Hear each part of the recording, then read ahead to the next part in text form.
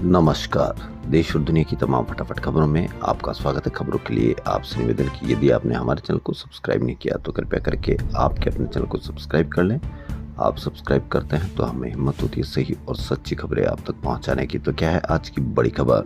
Iran से जंग के बीच इजरायली से लेबनान में घुसी, 59 इलाके खाली कराए गए, 30,000 लोगों ने घर छोड़ा, हिजबुल्लाह पर भी मिसाइल दागी गई। तो बड़ी खबर, ईरान से जारी जंग के बीच इजरायली सेना लेबनान में घुस गई है। इजरायली आर्मी ने लेबनान के 59 इलाकों को भी तुरंत घर खाली करने के आदेश दिए हैं। हालात बिगड़ने के बाद 30,000 से ज्यादा लोगों ने घर छोड़ दिया है। हिजबुल्लाह को ईरान का समर्थक माना जाता है। उसने ईरानी सुप्रीम लीडर खोमेनी की मौत के बाद इजराइल के हाइफा शहर के पास एक सैन्य ठिकाने पर ड्रोन और मिसाइल दागे थे।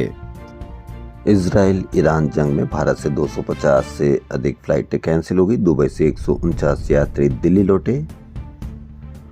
वही ईरान के सुप्रीम लीडर खोमेनी की मौत के विरोध में जम्मू कश्मीर में प्रदर्शन जारी है। बांदीपोरा के शादीपोरा में शिया समुदाय ने पोस्टर लेकर प्रदर्शन किया। श्रीनगर दूसरे दिन भी बंद रहा। केंद्र सरकार ने सभी राज्यों को भड़काऊ भाषणों पर सतर्क रहने का निर्देश दिया है।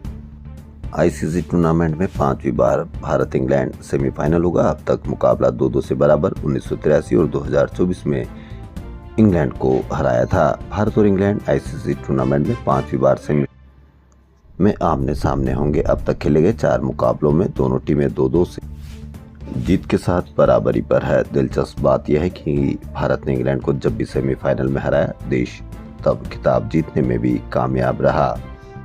सोनिया गांधी ने कहा कि खोमेनी की हत्या पर भारत की चुप्पी से हैरानी है। यह न्यूट्रल रहना नहीं, जिम्मेदारी से पीछे हटना। यह पीएम की ईरान पर हमले की अनदेखी है। कांग्रेस की राज्यसभा सांसद सोनिया गांधी ने ईरान के supreme leader Ayatollah Ali Khomeini की हत्या पर भारत सरकार की चुप्पी को लेकर सवाल उठाए हैं। उन्होंने कहा कि दिल्ली की चुप्पी हैरान करने वाली है। तटस्थता नहीं बल्कि जिम्मेदारी से पीछे हटना है। आज इंडियन एक्सप्रेस में पब्लिश आर्टिकल में उन्होंने कहा कि 1 मार्च को ईरान ने पुष्टि की कि उसके सुप्रीम लीडर अयतुल्लाह खोमेनी की एक दिन पहले अमेरिका और इजराइल के बीच टारगेटेड अटैक में हत्या कर दी गई। जब 2 देशों के डिप्लोमेट लेवल की बातचीत चल रही हो तब एक मौजूदा राष्ट्राध्यक्ष की हत्या अंतर्राष्ट्रीय संबंधों में गंभीर दरार को दिखाती है। सोनिया ने लिखा कि भारत सरकार ने न तो हत्या की निंदा की और न ही ईरान की संप्रभुता के उल्लंघन पर कोई स्पष्ट प्रतिक्रिया दी।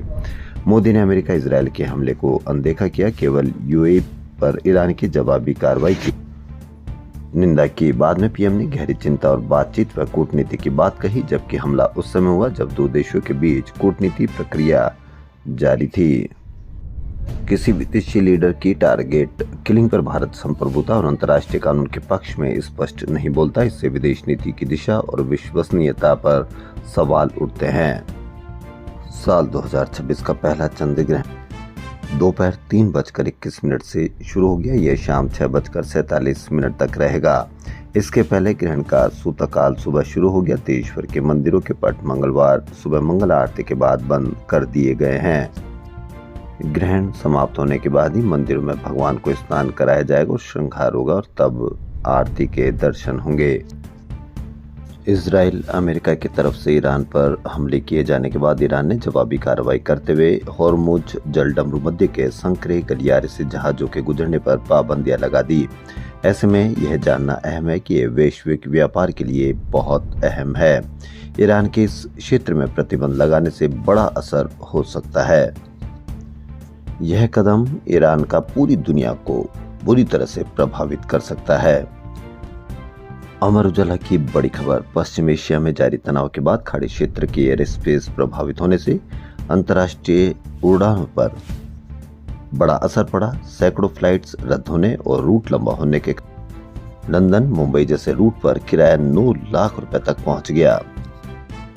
वहीं इकोनॉमी क्लास का टिकट भी जहां 20 से 50 हजार रुपए के बीच होता है, वह भी 3 लाख रुपए तक बिकता दिखा।